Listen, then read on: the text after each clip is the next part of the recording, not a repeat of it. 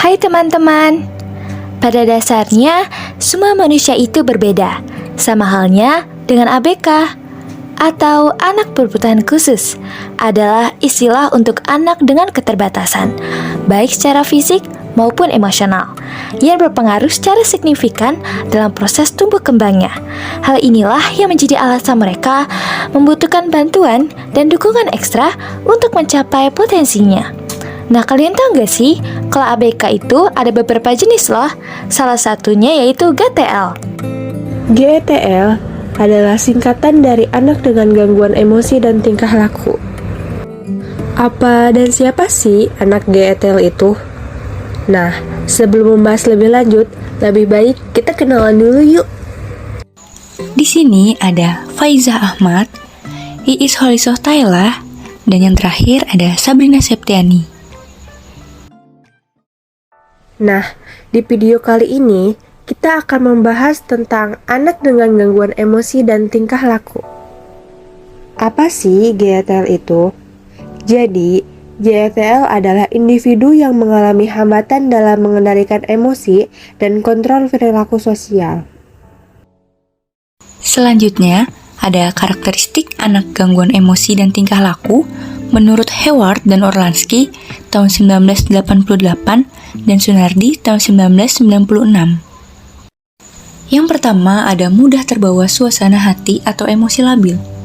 Ciri yang menonjol pada mereka adalah kehidupan emosi yang tidak stabil, ketidakmampuan mengekspresikan emosi secara tepat, dan pengendalian diri yang kurang sehingga mereka seringkali menjadi sangat emosional, seperti mudah marah, tersinggung, atau menangis.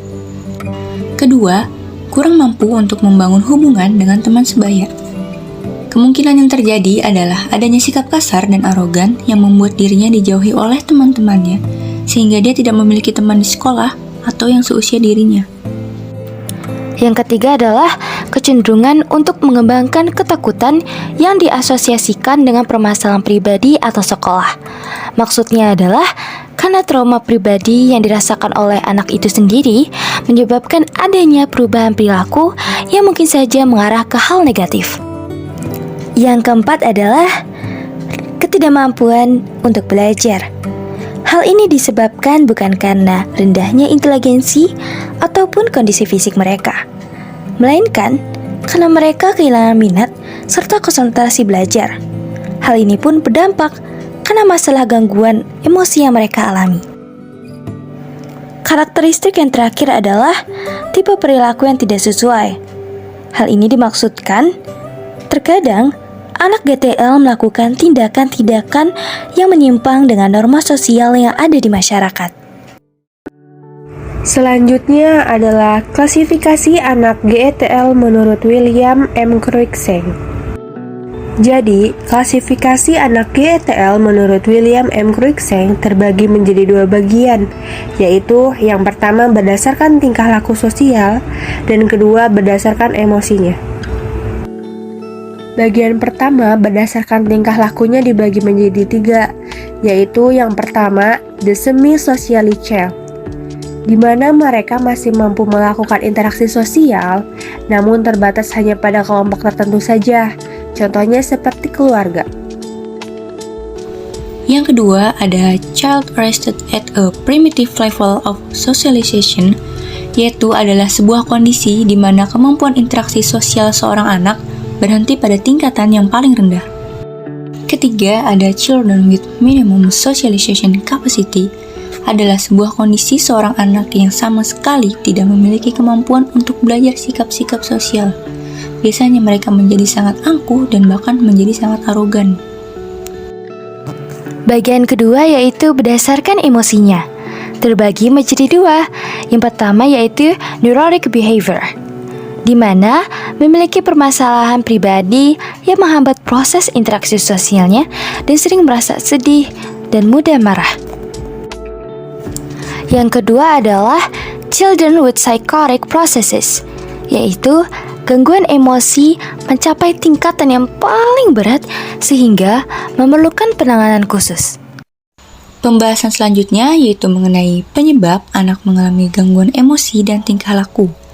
Segala sesuatu tentu memiliki sebab akibat ya teman-teman. Begitu juga dengan anak GTL.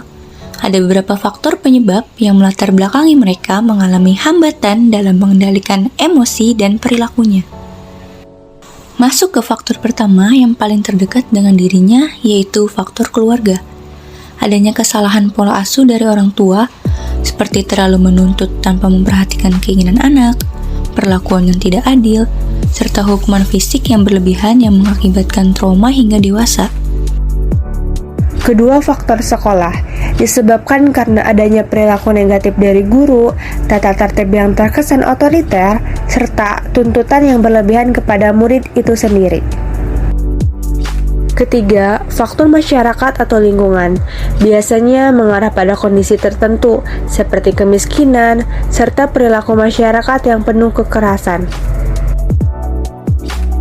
Oh ya teman-teman, salah satu layanan pendidikan bagi anak GTL yaitu SLBE atau Sekolah Luar Biasa E. Di Hari Disabilitas Internasional ini, kami mengajak teman-teman semua untuk menghilangkan stigma negatif terhadap penyandang disabilitas atau anak berkebutuhan khusus dengan memberikan mereka dukungan serta hak-hak yang seharusnya mereka dapatkan. Karena penyandang disabilitas atau anak berkebutuhan khusus masih belum mendapatkan tempat di masyarakat. Seringkali mereka diabaikan dan dianggap sebagai kelompok yang lemah dan butuh belas kasihan. Sedangkan penyandang disabilitas atau anak berkebutuhan khusus lainnya juga memiliki hak masing-masing, yaitu hak kesamaan, hak aksesibilitas, non-diskriminasi,